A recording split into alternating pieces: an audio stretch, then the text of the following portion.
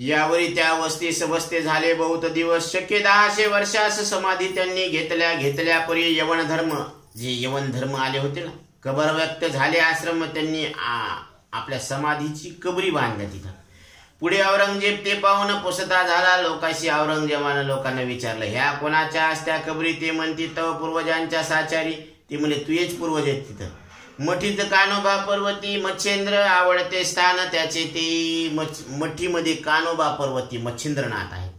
त्याहुनी पूर्वेशी जालिंदर विराजली त्याची कबर, त्याहुनी खालता वल्ली थोर गैनीनाथ नांद तसे त्याच्या खाली गैनीनाथ आहेत, मध्ये जालिंदरनाथ. मग तिने ऐकून ऐशी मात पालटली त्या नावाला पलटून टाकलं.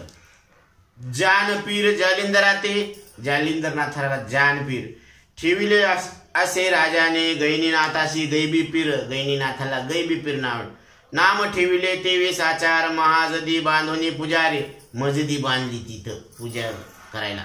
ठाई ठाई स्थापिले मच्छिंद्र आणि कानिफाचे नामाभिधान बदलून साचे.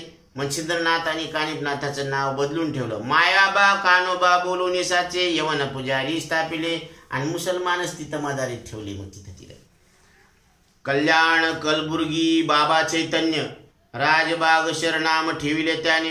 म्हणाले केले यवन कारण ऐसे विपरीत त्याराई. असं कशामुळे केलं? परी समाधी पाहिल्या कबरी ऐशा, कबरी सारख्या त्यांनी पाहिल्या. म्हणून त्या ते पडला भास की हे पीर असतील यवन कुळीचे, म्हणून प्रविष्ट करावे. म्हणून त्याला वाटलं हे आपले पूर्वजन, म्हणून त्यांनी तसं करून ठेवलं. म्हणून ऐसे कृत्य घडले.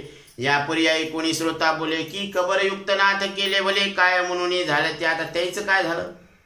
तरी ते अंतर साक्षनाथ यवन राजे होतील माहिती, ते छळीतील हिंदू देवा ते, म्हणून कबरी बांधल्या.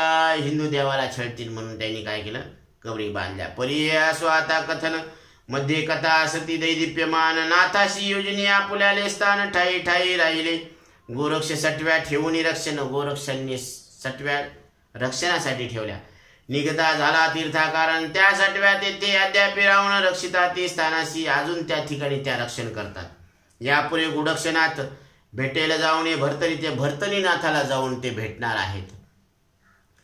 कथा सांगेल ती कथा पुढे रसाळ भरीत श्रोते श्रवणी स्वीकारा. नरहरी वंशी धुंडी कुमर कवी मालू असे संत किंकर. कथा सांगेल भक्तिसार भरतरीचे आख्यान. आता भरतरीचं आख्यान सांगत आहेत.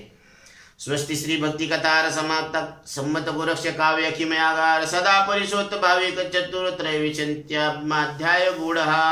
श्री कृष्णार्पणमस्तु.